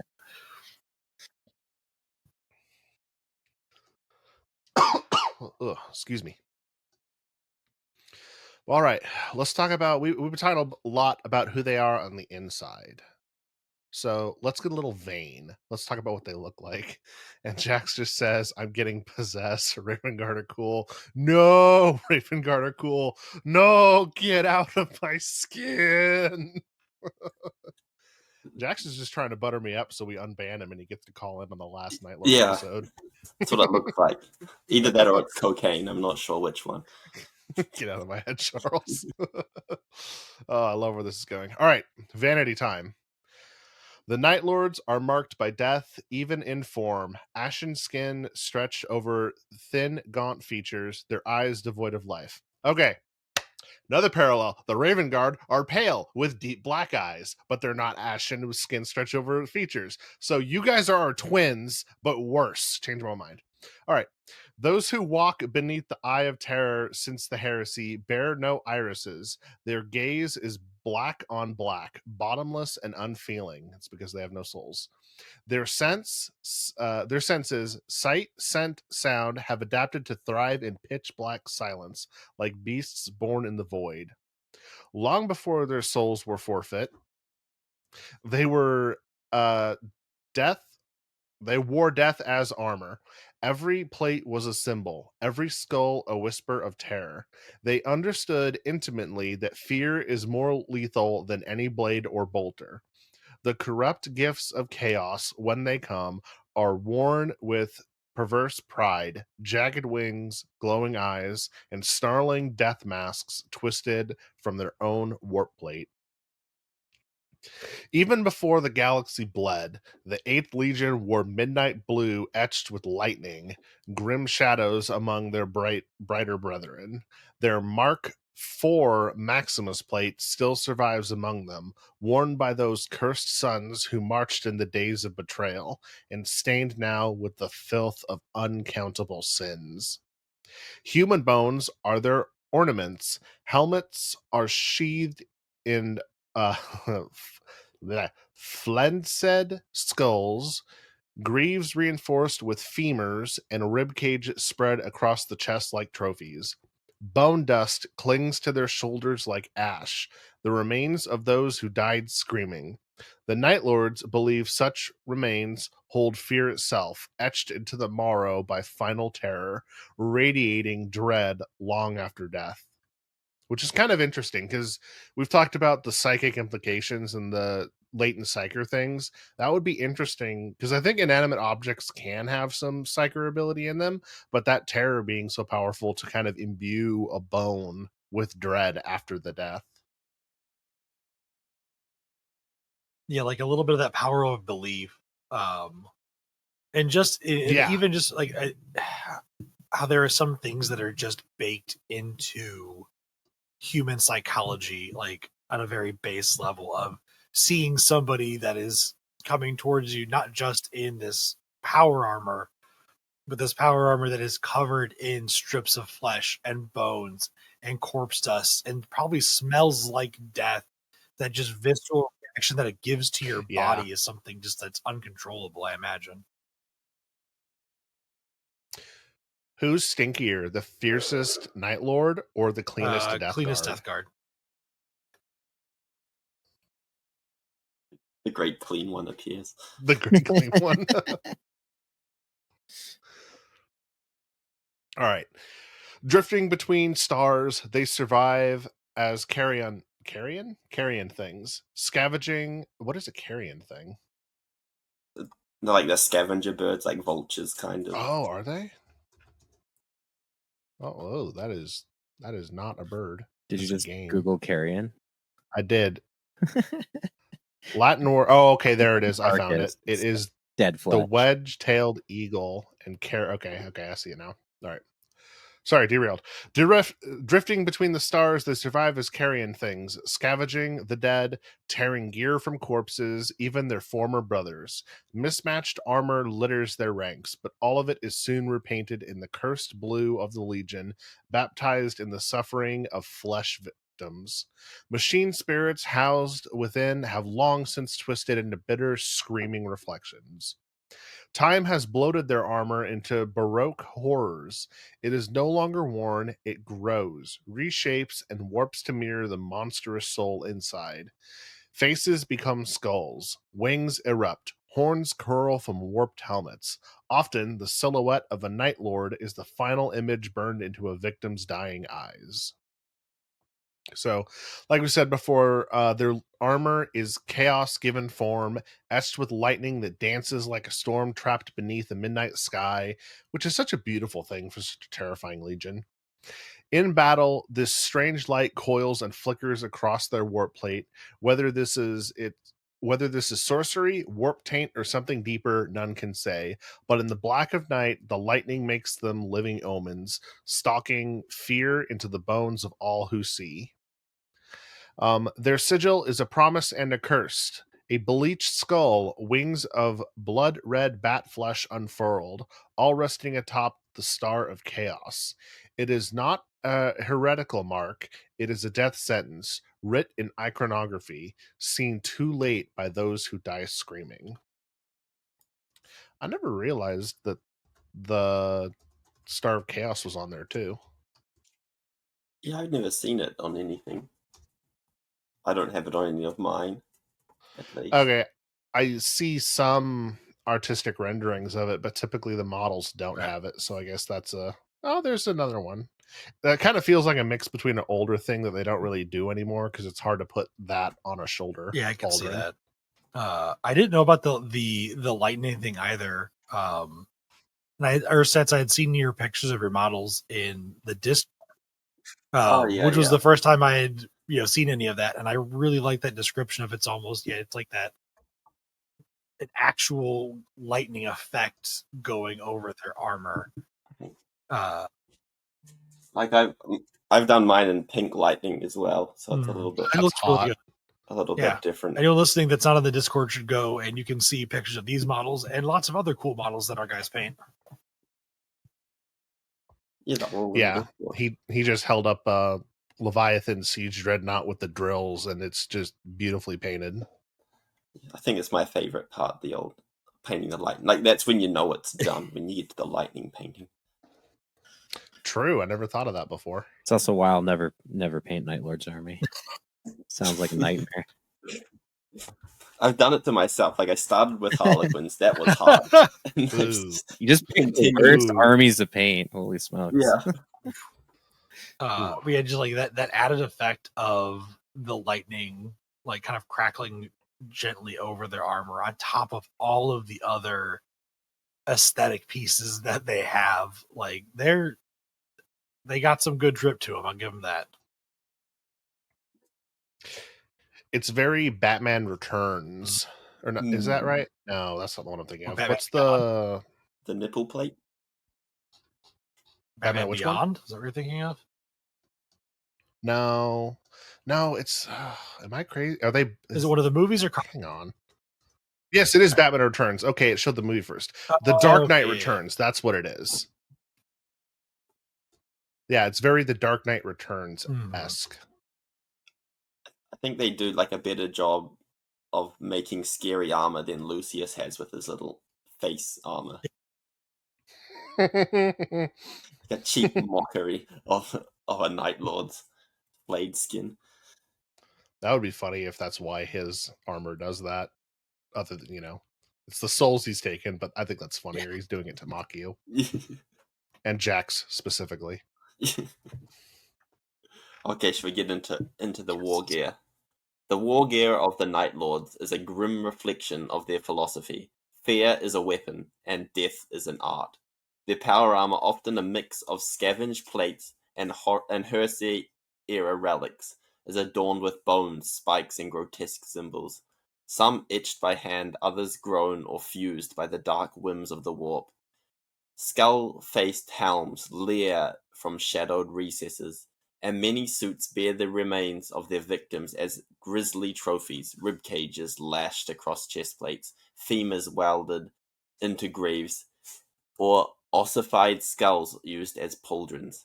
These weapons are simultaneously nightmarish, modified for maximum suffering, and psychological devastation. Serrated chainswords, gore-slicked lightning claws, and bolt pistols that howl as they fire. Some Night Lords employ archaic war gear such as Mark IV Marqueus armor, while others weld demonically touched relics that whisper in the dark. Their armor crackles as with unnatural lightning, an airy, ceaseless display of blue energy that dances across their battle plate, illuminating them like the remnants of the dark.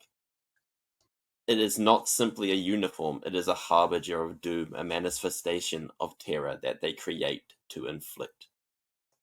Lightning claws and chain weapons. They also have those chain glaives, those polearm chain weapons. I have do they? them, but they're not here. Yeah, they're really Definitely- cool. I'm A sorry, lot of did you say you don't Yeah. have any? Oh in no, your I do Lord's have army? them. Okay, just not on I hand. do. I was about to Not on mock hand. you relentlessly for not having them in your army. I can try. It definitely seems like they enjoy the up close and personal weapons the most, which absolutely tracks.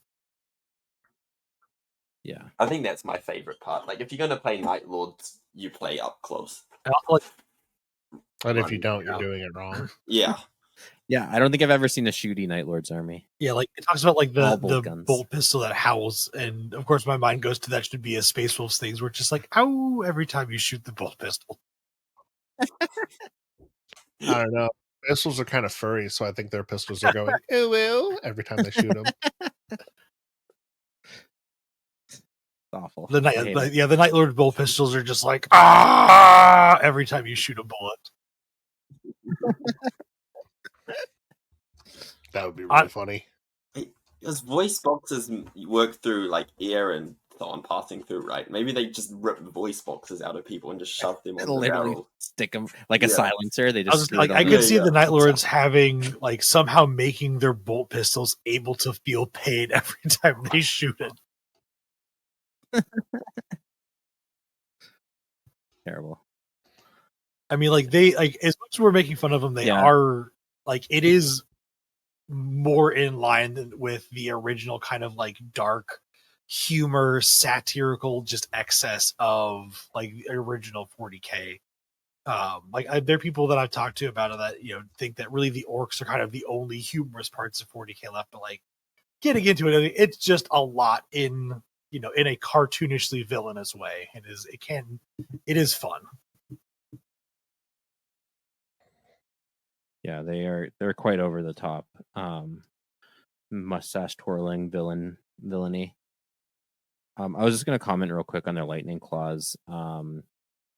Very much leans into the horror aesthetic too, with like typically chaos lightning claws. The claws aren't like the Wolverine ones where they come out of the fist, more so Right. the fingers are the claws. Here we It's go. more like Freddy Krueger There you versus go, yeah. Wolverine. Yeah, kind of thing. See, the Raven Guard used the pure and appropriate lightning claws on their arms, not these vile finger claws. Out of their knuckles. Yeah, I feel like with the release of some of the newer Horse Heresy kits, the finger claws are supposed to be like an older style of lightning claw. It's a lot more prominent in like the Horse Heresy, even amongst loyalist legions. But it's come to like demarcate in 40K, chaos typically having the claw lightning claws and loyalists having like the knuckle lightning claws. If the loyalists get the claws, because they're taking them away on everything. Well, yeah, that's true too. Although I love the I'm not- new Raven Guard commander. What's his name? Shrike. Yeah, Strikes, and the Black Templars also have a really cool set of lightning claws. I had Shrike right here, but he fell off of my thing and it broke one of his little claws that's on his foot. So I put him off to the side to fix him later. Poor buddy. He'll be fine. It's a little bird you He'll got to be nurse back to health. A little broken wing. Exactly. He was a captain, turned into a chapter master. Didn't want it, but he took it anyway. He's based and red pilled. I'm like, There's Andrew. Love this guy Cruise. going off on Raven Guard on a Night Lords episode. dude, I am the number. What Night Lords is to Jax, what Raven Guard is to me. So I came here to slander, and I intend to do it at every opportunity. Yeah, we need to have Jax on during the Raven Guard episode so we can just shit on the Raven Guards. That'd be really That's what funny. we're gonna do. Yeah, that'd be hilarious. Let Mark know. I wouldn't be mad. It's fair. All's fair in love and Warhammer. Except for Night Lords. Except for Yeah, Night Lords. yeah, they don't like fight fair. But yeah, that kind of brings us to the end of all our speaking notes. I did have a little tangent I did want to address real quick, if you guys will indulge me. Yeah, let's do this. Of course. I do like the Night Lords. Don't get me wrong. However, I do feel like the vampire / suffer and pain inflicting kind of faction is very repeated. I was gonna say overdone, but that might not be the word I want. But it's repeated quite heavily in 40k. Night Lords, obviously, a lot of echoes of Dark Eldar, the vampiric themes, the inflicting pain for pain's sake, the fear factor, then the vampire themes. Blood Angels can get wrapped up in that, and then also literally having vampires in 40k too. I don't know. Is it too much? Are they too close? Is that They're kind of, I don't know if this is the right, kind of androgynous for what their identity is, because they clearly have an identity, but their identity is bits and pieces of other things. They're not a clearly defined, this is what they're special at. It's just, they look like vampires and they kill people. The Drukhari kill people. The Blood Angels look like vampires. The Raven Guard are stealthy. There's just lots of little bits that they have of other things. The flip side, they're kind of more violent than the other ones in that respect. Because the way they talk about how creepy they are and what's in their head, it makes me feel like kind of like we read earlier, how they have like a voice in their head kind of pushing it. It kind of reminds me of like Dexter, how he has his dark passenger that's pushing him to kill all the time. That's kind of like they're a serial killer with all these other attributes is more how I look at them, as opposed to just a vampire or something. okay? Yeah, I could, especially with all the criminality elements in their backstories in prison, and yeah, I guess if you think of them, more as like a serial killer rather than a vampire, that might be.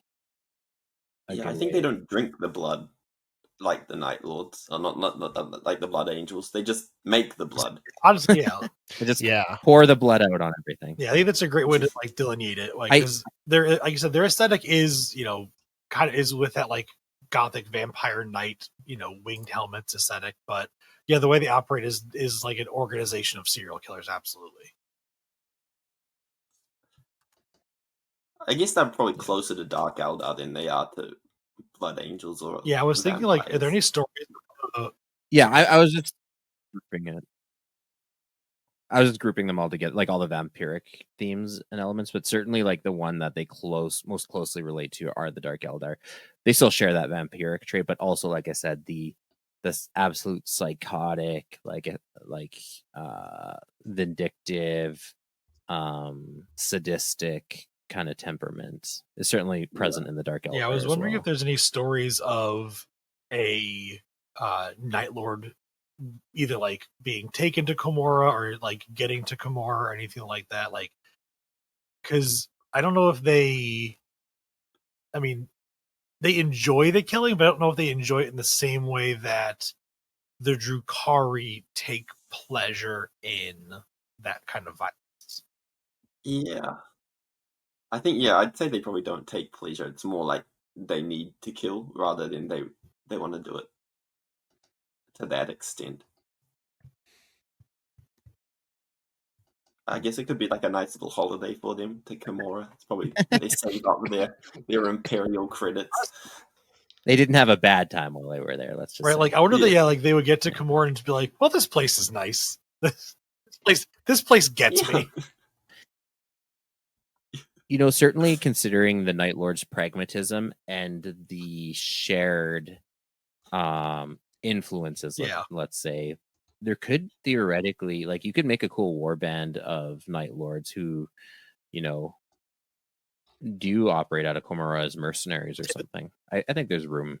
There's room for something. Yeah, because like the that. notes do say that they have been known to work for Xenos warlords, so that you could do, Yeah. you know, like one of the higher ranking Drukhari that, you know, got a couple Night Lords, or like a small Night Lords warband to work with them, to go, you know, they're gonna go steal people, take them back to Komorra. Well, Night Lords, you fight with us, you know, that these people are your part of the plunderers, take them back with you for recruits to be more Night Lords or something like that. Yeah, it's a win-win. A match made in hell. So, while we're talking, one thing that just popped into my head.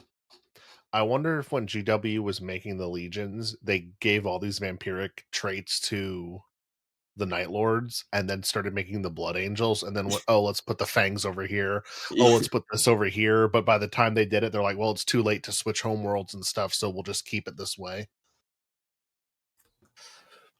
Yeah, I don't know which one would have come first. I do know from speaking with Rick Priestley that he did want to drive home the fact that all Space Marines are kind of monsters to a degree, just by virtue of their existence and the nature of how they're created.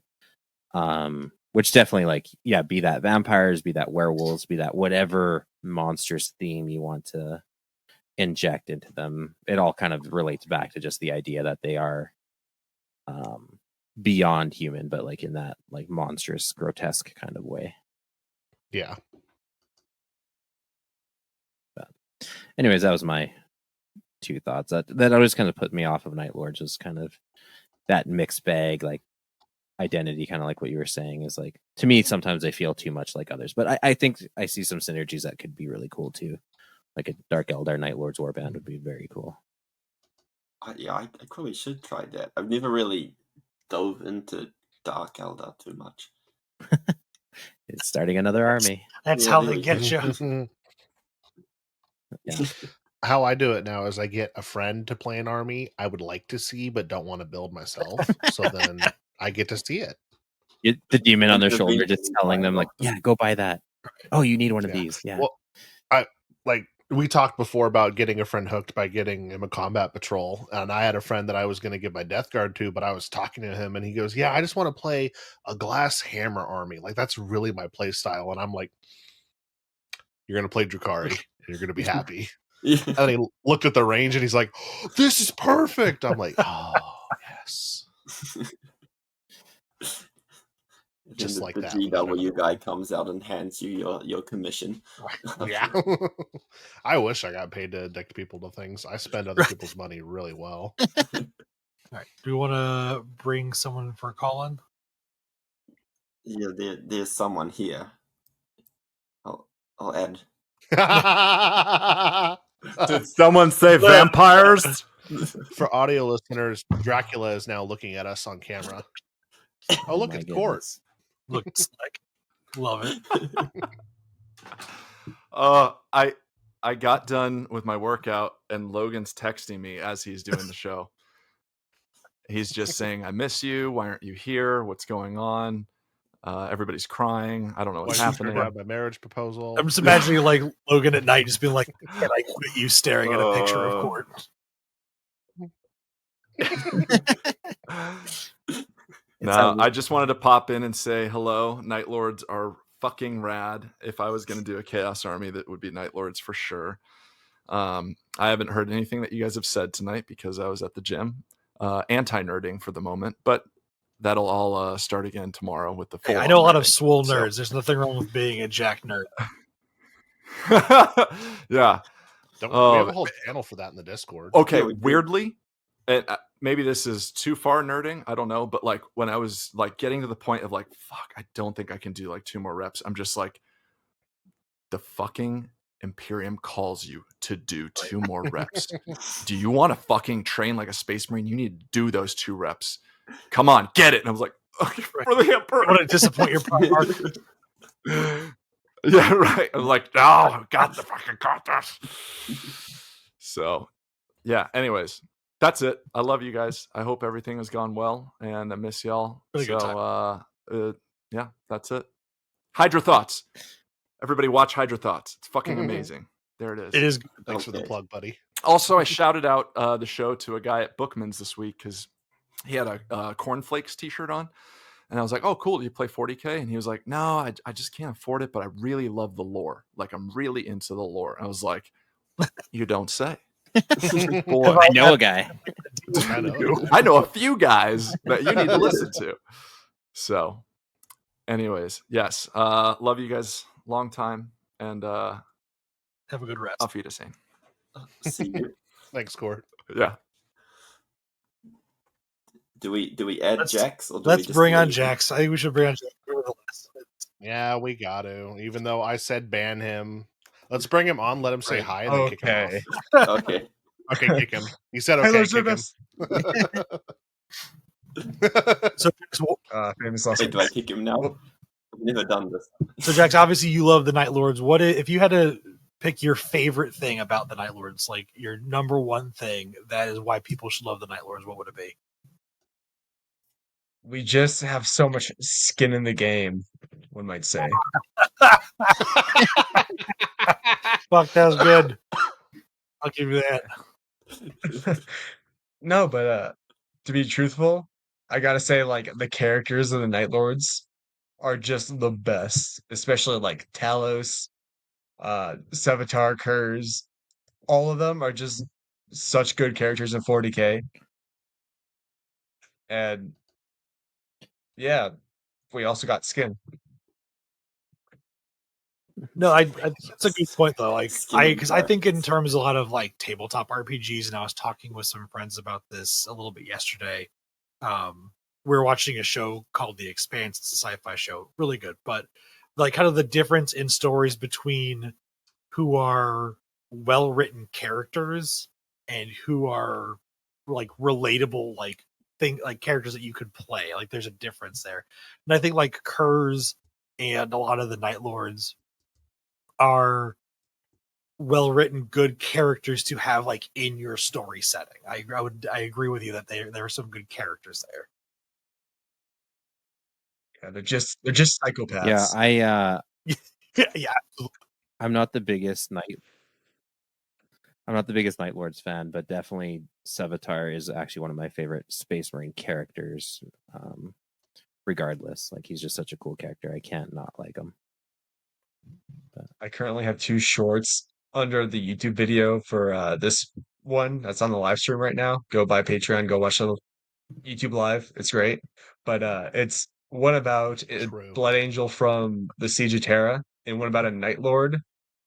The Night Lord has almost 500,000 views, and the Blood Angel is just barely over 100,000 views. So people love their Night Lords, I gotta say.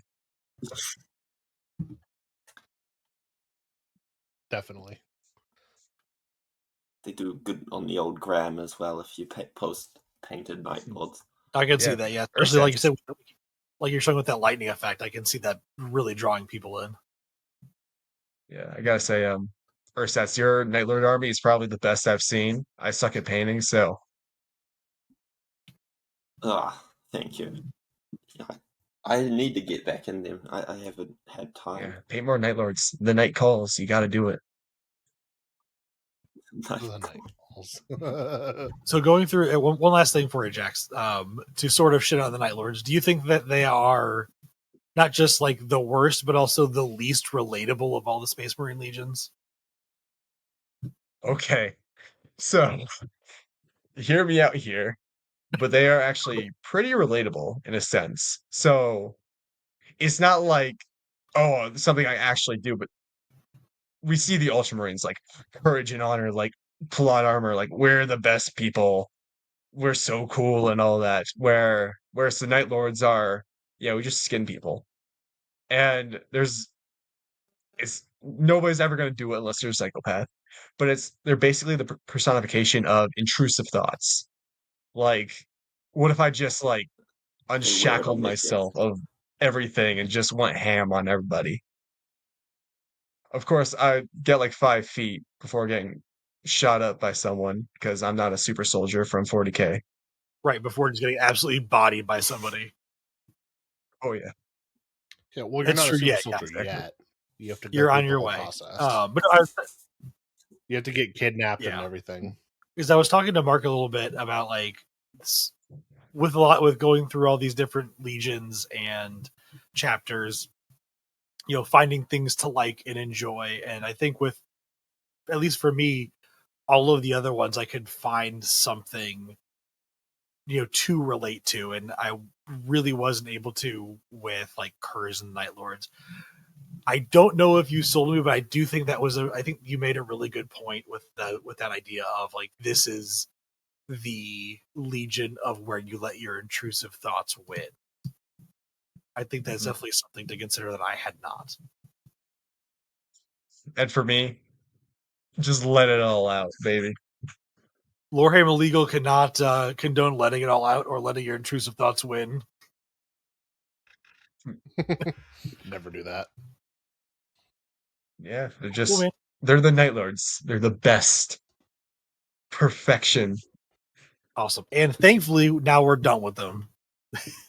Thank you very much, Jack. Praise be the Emperor. I love that you kicked him before he got to say Didn't goodbye. even say goodbye. Well, all right. That was the episode, everyone. Thank you for joining us. Thanks, everyone, for being on, for being hosts. If you are looking to buy some Night Lords, buy some Raptors, buy any sorts of miniatures, definitely check out Merlin's miniatures. They've got new and box stuff. They've got used miniatures, painted miniatures. And you can use the promo code Lorehammer to get a nice little discount. The What's promo that code promo is code again? Lorehammer. Lorehammer. Okay, wanted to make sure I had it right for later. Write that down. Right. So I know some of us can't Write spell. that down. That's why I wanted to make it very clear. Some of us can't spell, some of us can't read. Some of the names in this episode. Oh my I'm god! Yeah, so like some of the paragraphs was like half the words are just made up gobbledygook. Yeah, this isn't words. But yeah, another shout out. My YouTube channel, Hydra Thoughts. If you're ever interested in cryptids, conspiracies, or mysteries, come check me out. We're having a good time. And the Facebook post, Instagram post is a Lorehammer page for both of those. Right now we're going over the Lorehammer Legion right now, through the history, through what they have, all the Liber Malleus stuff is all out there. Yeah, so take a look at that. And if you like Star Wars content, come check out me and Jordan on the Star Wars podcast, where we go over the lore of the Star Wars universe.